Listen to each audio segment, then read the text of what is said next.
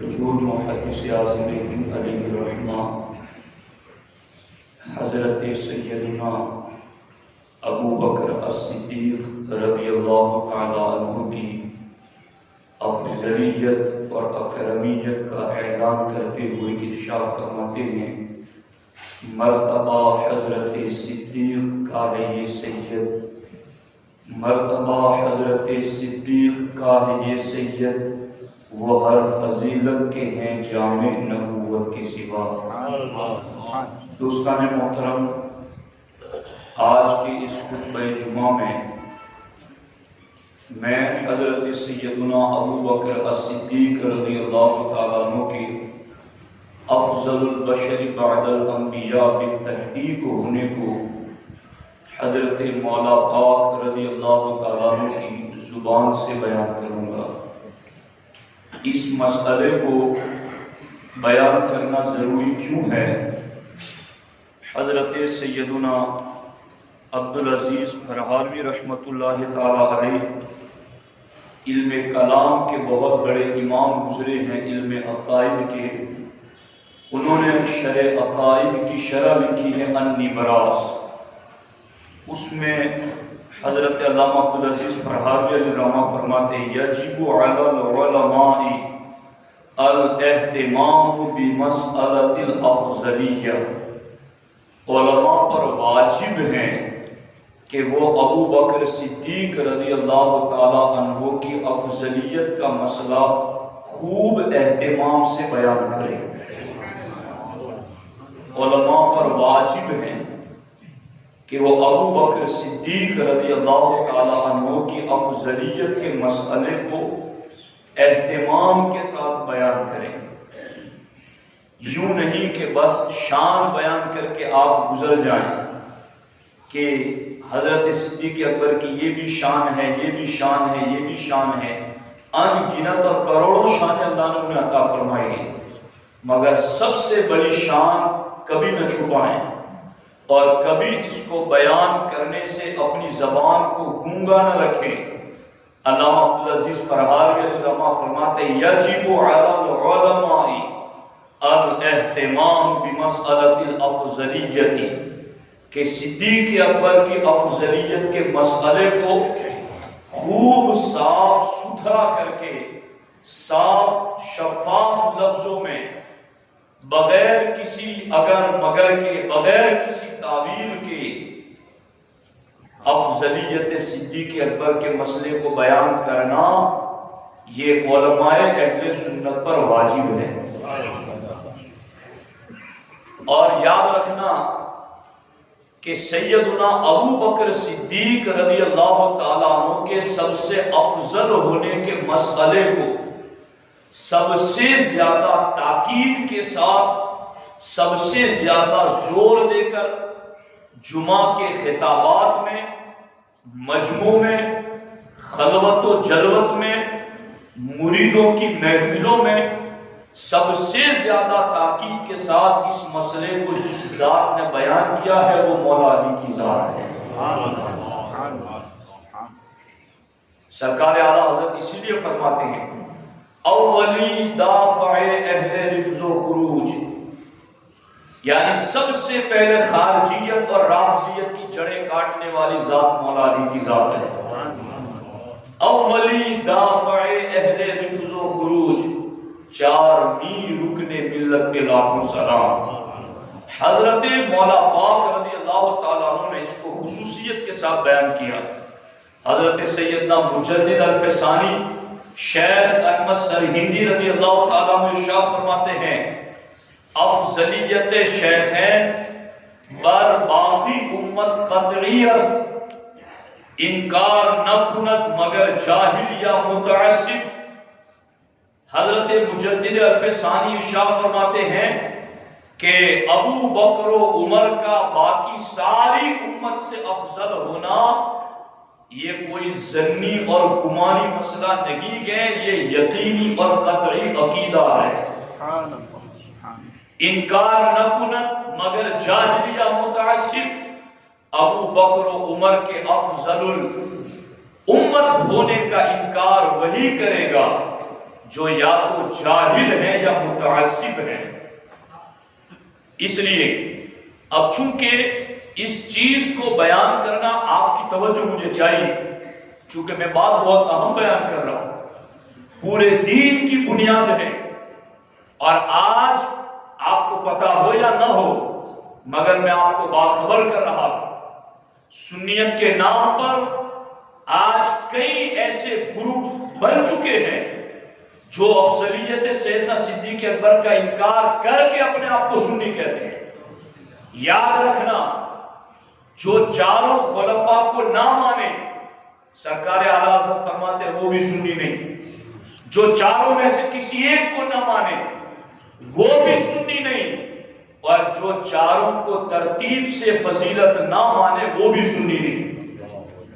جو بندہ یہ کہتا ہے کہ میں چاروں خلفاء راشدین کو برابر مانتا ہوں، تو سرکار اعلیٰ حضرت ہزاروں دلیلوں کی روشنی میں فرماتے ہیں کہ ایسا بندہ بھی اہل سنت کے دائرے سے خارج ہے۔ اس لیے اس چیز کو جاننا اور اس چیز کو سمجھنا ضروری ہے۔ اب یہ اتنی تاکیدی بات کیوں ہے کہ ابو بکر صدیق کی خلافت کا انکار؟ اس کے بارے میں سرکار صدر الشریعہ فرماتے ہیں کہ جو ابو بکر و عمر کی خلافت کا انکار کرے وہ کافر ہے۔ صرف اہل سنت سے خارج نہیں، وہ دائرہ اسلام سے خارج ہے۔ جس نے ابو بکر و عمر کی خلافت کا انکار کیا وہ کفر میں مبتلا ہو گیا۔ ایسا کیوں ہے؟ ابو بکر کی افضلیت پر اتنا زبردست مسئلہ شریعت میں کیوں ہے؟ تو دھیان سے سننا، بات دلیل سے سمجھو گے تو ذہن میں بات بیٹھے گی اور سمجھ آئے گی بات۔ اصل میں مسئلہ یہ ہے کہ اہل سنت کے مسائل میں چار بنیادی دلیلوں میں سب سے مضبوط اور سب سے قوی دلیل اجماع امت ہے۔ سمجھ آ رہی ہے آپ کو؟ اجماع امت سب سے مضبوط دلیل ہے۔ اعلیٰ حضرت فرماتے اگر تمہیں اجماع کے خلاف کوئی بات نظر آئے تو تم سمجھو کہ تمہاری عقل کا قصور ہے، یا قرآن و سنت کا وہ حکم منسوخ ہے، مگر اجماع بہرحال اجماع ہے۔ اور آپ کو میں بتاؤں، ہمارے نبی ارشاد فرماتے ہیں لا تجتمع امتی علی الضلالہ، کہ میری امت گمراہیت پر جمع نہیں ہوگی، اور میری امت جس چیز پر جمع ہو جائے وہ گمراہیت نہیں ہوگی۔ اور ابو بکر صدیق کی افضلیت وہ ہے جن پر 1,20,000 صحابہ کا اجماع ہے۔ اگر کوئی بندہ یہ کہتا ہے کہ نہیں میری اپنی طبیعت کا معاملہ ہے، میرا دل نہیں مانتا، میرا ذہن نہیں مانتا، اور میں یہ بات قبول نہیں کرتا، تو یاد رکھنا ابو بکر صدیق کا خلیفہ بلا فصل ہونا اور ابو بکر صدیق کا افضل الامت ہونا یہ اجماع امت سے ثابت ہے۔ اور اگر کوئی اس دروازے کو کھولے گا کہ میں اس کو نہیں مانتا تو پھر کیا ہوگا؟ ہزاروں مسئلے امت میں باقی ایسے ہیں جو اجماع امت سے ثابت ہے، تو جو ایک مسئلے کا انکار کرے گا وہ پھر باقی کا بھی انکار کرے گا۔ اور چار تو پیلر ہے اسلام کے، ایک پیلر کو گرا دے گا تو عمارت کہاں کھڑی رہے گی؟ اس لیے یاد رکھنا ابو بکر صدیق کی افضلیت پر پہرا دینا، جیسا کہ مولا علی رضی اللہ تعالیٰ عنہ نے اپنے دور خلافت میں ہر مقام پر دیا، یہ اتنا ضروری ہے کہ جو ان کی خلافت کا انکار کرے وہ کفر ہے، ان کی افضلیت کا انکار کرے وہ دائرہ اہل سنت سے خارج ہے۔ اس لیے کہ جو اس کا انکار کرتا ہے وہ صرف ابو بکر کی افضلیت کا انکار نہیں کرتا، وہ دین کے ایک اصول اجماع امت کا انکار کرتا ہے۔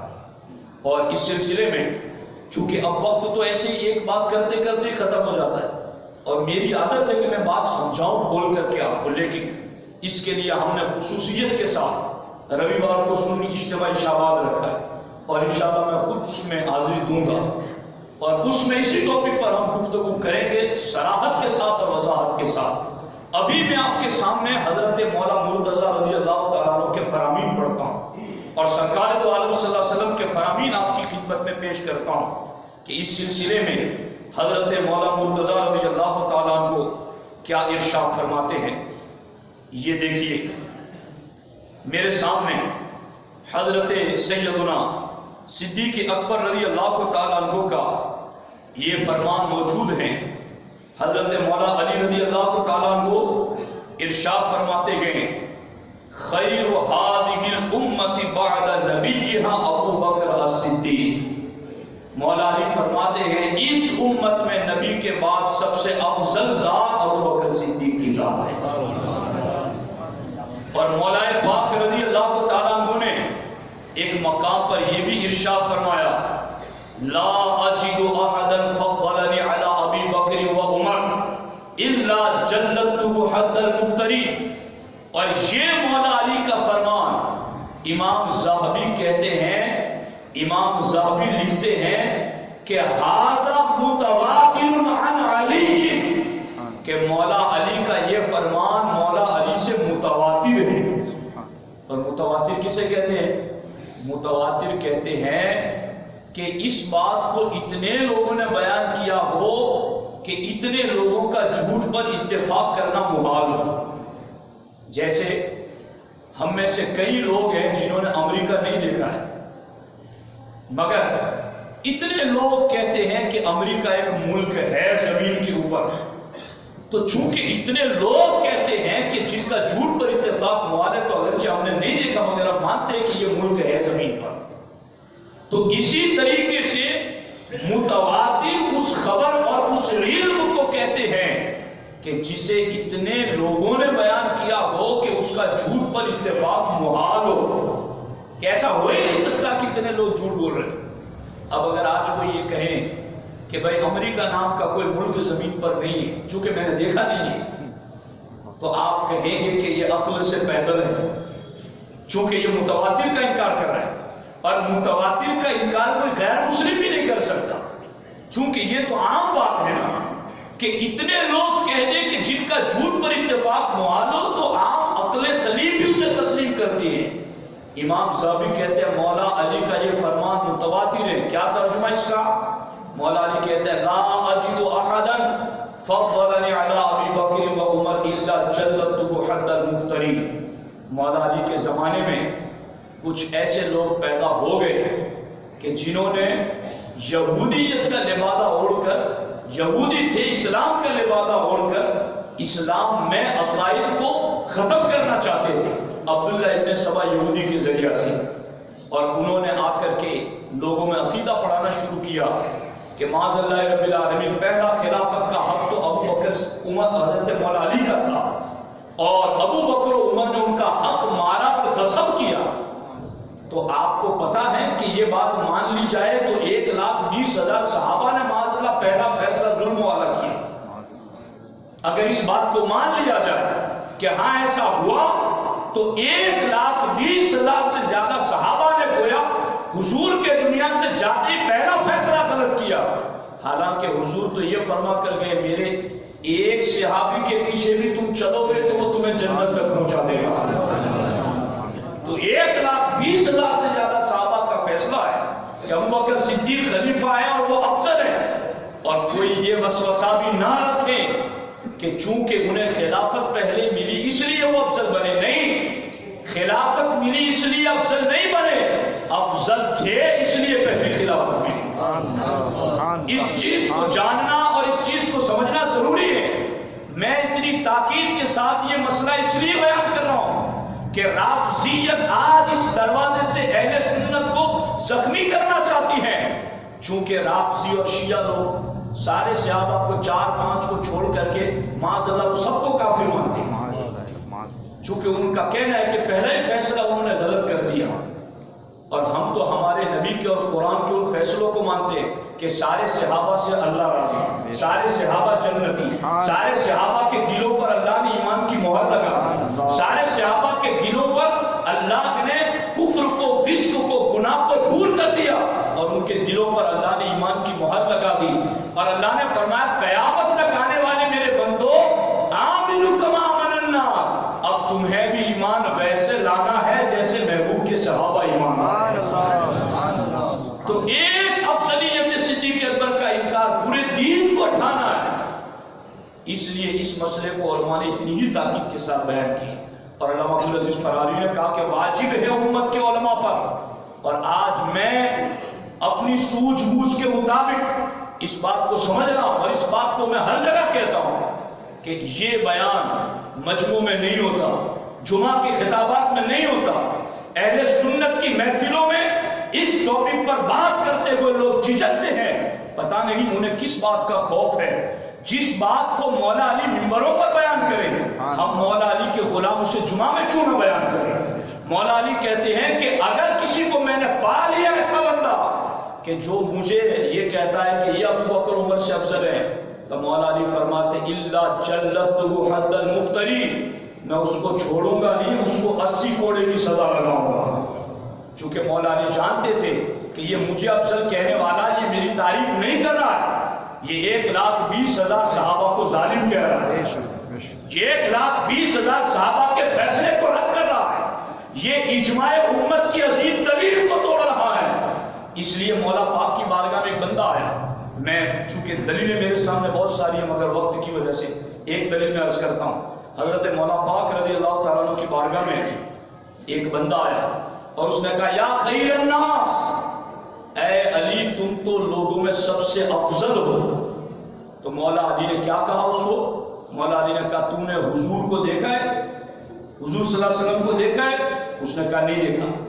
پھر مولا علی نے کہا تو نے ابو بکر عمر کو دیکھا ہے؟ کہا میں نے ابو بکر عمر کو نہیں دیکھا۔ اب مولا علی کا جواب سنو، مولا علی فرماتا لو اخبرتنی انک رأیت النبی صلی اللہ علیہ وسلم لقتلتک، اگر تو یہ کہتا کہ ہاں میں نے حضور کو دیکھا ہے اور حضور کو دیکھنے کے بعد تو مجھے سب سے افضل کہتا تو میں تجھے قتل کر دیتا، اور اگر تو یہ کہتا کہ میں نے ابو بکر عمر کو دیکھا ہے اور پھر تو مجھے خیر الناس کہتا تو میں علی تجھ پر 80 کوڑوں کی سزا لگاتا، مگر چونکہ تو نے حضور کو بھی نہیں دیکھا، ابو بکر عمر کو بھی نہیں دیکھا، تو میں تجھے اب مسئلہ سمجھا دیتا ہوں کہ اس امت میں سب سے افضل ترین ذات ابو بکر صدیق کی ذات ہے۔ اور اس پر ایک دلیل ایک بات اور بھی ذکر کر دیتا ہوں۔ حضرت ابراہیم نخعی رضی اللہ تعالیٰ، ابراہیم نخعی کون ہے؟ یہ امام اعظم کے اساتذہ میں۔ ابراہیم نخعی کون ہے؟ امام اعظم کے اساتذہ استادوں میں۔ ان کے پاس ایک آدمی نے آ کر کہا، اور یہ ہلیۃ الاولیاء امام ابو نعیم کی کتاب سے میں پیش کر رہا ہوں، اور یہاں میں ایک بات کی وضاحت کروں، چونکہ کئی لوگوں کو یہ وسوسہ ستاتا ہے کہ معاذ اللہ کی رب العالمین ابو بکر صدیق کی افضلیت بیان کی جائے گی تو مولا علی کی شان گھٹ جائے گی، لوگوں کو یہ وسوسہ آتا ہے۔ لیکن میں انہیں سمجھانا چاہتا ہوں کہ جب ہم اپنے نبی کی سارے نبیوں پر فضیلت بیان کرتے ہیں کہ موسیٰ علیہ السلام کے تو پتھر سے پانی نکلا اور ہمارے نبی کی کھائیوں سے نکلا، جی ہم یہ فضیلتیں بیان کرتے ہیں تو کبھی آپ کے ذہن میں یہ خیال آتا ہے کہ کسی نبی کی شان گھٹ رہی ہے؟ کسی نبی کی شان گھٹانا مقصد نہیں ہوتا، بس جن کی جو شان ہے وہ بیان کرنا مقصد ہوتا ہے۔ تو یہاں بھی وہی بات ہے کہ جس بات پر مولا پاک نے پہرا دیا اس پر ہمیں پہرا دینا لازم ہے۔ اب یہ ابراہیم نخعی کے پاس ایک آدمی آیا، ہلیۃ الاولیاء میں یہ روایت موجود ہے، آ کر کہا کہ مجھے ابو بکر اور عمر کے مقابلے میں علی سے زیادہ محبت ہے، یہ اس نے بات کی۔ تو حضرت ابراہیم نخعی نے کیا جواب دیا؟ ابراہیم نخعی نے فرمایا ایسی باتیں کرنی ہے تو میری مجلس میں مت بیٹھنا۔ اور آگے کیا کہا؟ آگے فرمایا اگر تمہاری یہ بات مولا علی نے سن لی تو وہ تیری پشت پر 80 کوڑے لگائیں گے۔ جی یہ مولا علی کے شاگرد ہے ابراہیم نخعی علیہ السلام، اگر تو نے تیری یہ بات مولا علی نے سن لی تو تیری پشت پر 80 کوڑے لگائیں گے۔ اور پھر فرمایا لا تجالسنا بمثل هذا الكلام، اس طرح کی بات ہماری محفل میں بیٹھ کر نہ کرو۔ اما لو سمعك علی بن ابی طالب لاوجع ظهرك، میں یقین کے ساتھ کہتا ہوں چونکہ میں مولا علی کا شاگرد ہوں، اگر تیری زبان سے ایسی بات مولا علی سن لیں گے تو تجھے 80 کوڑوں کی سزا دیں گے۔ اس لیے یاد رکھنا یہ بات کوئی ایسی نہیں ہے کہ جیسے آپ 2 رکعت نفل نماز پڑھیں گے تو فضیلت ملے گی اور نہیں پڑھیں گے تو کوئی گناہ نہیں ہوگا، یہ ایسی بات نہیں ہے۔ ابو بکر صدیق کی افضلیت کا مسئلہ باب الفضائل سے نہیں، باب العقائد سے ہے، اور اس کا ماننا اہل سنت کا لازم، واجب، فرض اور ضروری ہے۔ اللہ رب العزت ہمیں سیدنا صدیق اکبر رضی اللہ تعالیٰ عنہ سے سچا پیار کرنے کی توفیق عطا فرمائے۔ اور سرکار صدیق اکبر کے بارے میں سرکار نے فرمایا ہے کہ جب ابو بکر صدیق پیدا ہوئے تو اللہ نے ان کی پیدائش پر جنت العدن میں خاص روشنی فرمائی، اور اللہ نے جنت العدن سے فرمایا لا ادخلک الا من احب هذا المولود، اے جنت العدن میں تجھ میں اسی کو داخل کروں گا جو آج کی رات پیدا ہونے والے ابو بکر سے محبت کرتا ہوگا۔ اللہ رب العزت ہمیں حب شریک کی توفیق عطا فرمائے۔ السلام علیکم